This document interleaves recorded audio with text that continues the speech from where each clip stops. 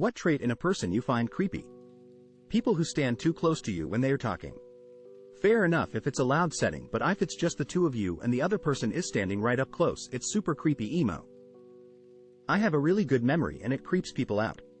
Like 9 years after high school, I asked a classmate how his beagles were doing and he was a little freaked out that I remembered such a small detail about him years later. At my 10-year reunion, I brought up to someone about their pet bird they had in like first grade. I swear I'm not trying to be creepy, I just have a plethora of small details I remember about everyone. I should add none of these people are close friends. Just people I talked to on school. Standing too close, even when you back away. Firm handshakes but they don't let go. Makes me uncomfortable and I absolutely do not trust anyone that does this. People who ask you a question and then just stare at you without any follow-up after you answer them. I swear every time I've talked to the big boss, CEO of a workplace, they will ask me a really simple question like, "How are you today?" And when I say, "I am good, how are you?" I just get this confused stare in return. Just fucking say something or nod or anything lol. Good try up, I know you're in here for a list of features so you don't come off as creepy and be more successful with murder. Eager to get into fights, danger, refusal to take no for an answer, being all smiles all the time. I've got a coworker who brags about having anger issues. He starts smirking, as if that's so impressive and intimidating. I think it makes him sound like a creepy douchebag. People who touch other people without permission. People who roleplay when texting you. And type out stutters like, I, really like you, looks away nervously. It makes me want to run as far away from you as possible because what the hell? Trying to get a load of personal information from you in a first meeting, like phone number, Facebook, Instagram, or whatever else you have. Edit. Clarification. I mean asking for all, some of them in a short space of time and increasing urgency. The guys who all the time brag about being nice guys. Taking pictures of strangers without permission and people who just don't respect boundaries in general. People who question literally everything I do. Leak at chill bro. Not even I know why I did that edit. Just to clarify, asking out of genuine interest is fine, ahaha. Okay, so I might be the creepy one here, but you recognized your username and I immediately thought, it's this guy again. I feel like your biggest problem isn't exactly that you're creepy, it's the way you just view the world. Like here are some of the things you've posted. I can be pretty misogynistic at times and have very little trust for women. Why get a GF when I can just masturbate to porn? Why are guys still getting married? Most marriages end in divorce and guys will probably end up paying alimony and child support. So after reading those things, do you think a girl would want to date you? Since you're basically saying you just want a girlfriend for the ex. Alone. You don't trust women and are misogynistic. Maybe you should focus on trying to understand women and, for that matter, just people in general. If you can understand and can connect with people on a deeper level, it can help change the way other people see you. Toxic positivity. I knew a kid in HS who said we wanted to wear my skin as a suit. Thought that was kinda weird. My autistic SS is taking notes, skull. Adults who use baby talk to other adults. When you just met someone and they show you photos of themselves. But then you realize that they are wearing your clothes, and then you see another photo and notice that they are in your room, posing beside you, as you're completely asleep. Then the photos show them touching your face and you realize that you must not have been asleep but actually drugged. That's pretty creepy. Has anyone ever been to a wedding where someone actually objected, and if so, how did that go? Groom found out that bride was cheating 2 days before the wedding day. He spilled the beans while exchanging the vows. Kind of. My uncle was getting married. Small, just a handful of family and a minister. I was videotaping. My grandmother was not into it at all. With each line spoken by the minister, she had a cutting, sarcastic response. I could not believe it. It was so unlike her. When that part came up, she said, I object. Boot, does it really matter? They are going to do IT anyway. The minister just ignored her and proceeded, business as usual. They were divorced within a year. Wish I had a copy.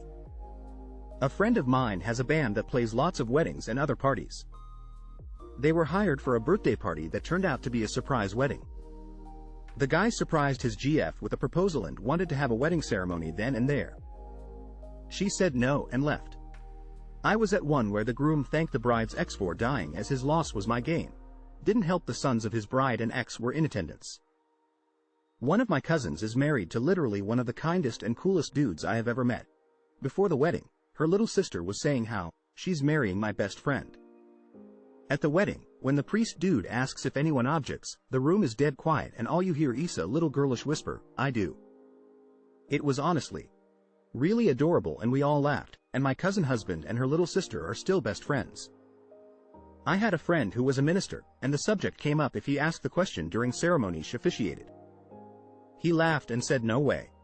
He basically tells the couple not to include it because it only invites a moment of anxiety at best, misery at worst. His best story, and one of the reasons he stopped including the question, was a couple where the lead up to the wedding the couple was obviously in love. The bride-to-be was very smiley and happy. Day of the wedding she's stone-faced. He knows something is up because he's never seen her like this and he asks if she is okay. "I'm fine." Right before the service he asks again. "I'm fine." He gets to the question, "Does anyone object to this union?" The bride reaches over, grabs the maid of honor, shoves her into the bride's spot and says, "You're crewing him, you marry him." And then stormed out of the church. At his rehearsal dinner a coworker's mother toast included that his soon-to-be wife was a AMN dirty whore who wasn't good enough for her son. Folks not happy. Video ended so didn't see the whole thing. At wedding which I attended his mom started to say something at the "speak now" part but was silenced by her daughter. Mom left and didn't see the rest of the ceremony. Everything about that poor guy was drama. A woman, in her 20s at the time, objected to her mom marrying my uncle. So she started yelling, "Mom, don't marry him," during the ceremony. The ceremony proceeded and some family on the mom side lead the daughter away to quit interrupting. I don't blame her, my uncle was a lying, lazy bastard. The marriage didn't last. My mother passed away about 15 years ago. 5 years later my dad married my now stepmother. It was an outdoor wedding on a beautiful sunny day, and during the spot where they usually ask if anyone objects, a big gust of wind came out of nowhere and knocked over some tables. Afterward, multiple people came to tell me that wind gust was my mother objecting, which I like to believe was true. My auntie's fiancé was already married. Lady stood up waving marriage cert, so wedding didn't go ahead. The reception was on a long boat so we still went to that. The fiancé went back to home country to sort it out and never came back. I dunno if it's a UK thing or even just a one specific church thing, but I was told by the priest in a rehearsal that if someone objects, even as a joke, the priest is required to pause the ceremony and talk to the objector alone to discuss their concerns and decide if they have a valid objection. Like it's not a fun jokey moment, it's a real legal part of the ceremony. He also said it used to be custom that if you raised an invalid objection you then had to pay fourth wedding. My grandmother objected at my sister's wedding. My sister was a Florida-based Italian Catholic and somewhat conservative individual who fell in love with a progressive New York Jew. My nonna said it wouldn't work and it would change one of them and she was worried about it changing her granddaughter. My parents managed to get her away from the wedding and it continued. My sister is now neither Catholic or conservative, so my nonna was absolutely right. A relative visited one ceremony where it was asked if anyone objects, and the groom decided it's a good time for a joke and said, "I do." The lady who was going to marry the couple just turned and left. They had to go through all the paperwork again and change the date. Got married, divorced in like 3 years if I remember correctly. My mom told me she was going to pay an old boyfriend to stand up and object at my wedding. She didn't in the end, but I did cast a quick look around in the church before walking down the aisle. The mom of one of the bridesmaids got up and yelled, "Yeah, I object. You ucking stole him from her," while pointing at the bride. I've known the groom for a long time and by proxy the bride. I am still very good friends with them. I have never seen her more infuriated than at that moment. The bridesmaid got up from her chair and was like, "I'm so sorry. Let me get her out of here." The bridesmaid and the bride's stepfather escorted the woman out of the wedding and it continued. What is the best response to, "What the UCK is your problem? How much time do you have?" I had 2 coworkers do this to me today. I responded with, "At the moment you too." Like right now or just in general? Take a deep breath. Thank them for their concern and actually start talking about your problems, all of them. Think of it like free therapy. If they try to flee from you, don't worry, they're just trying to help you with some added exercise therapy. Just give chase and continue to shout your problems at them until you have them cornered and finish or you feel better.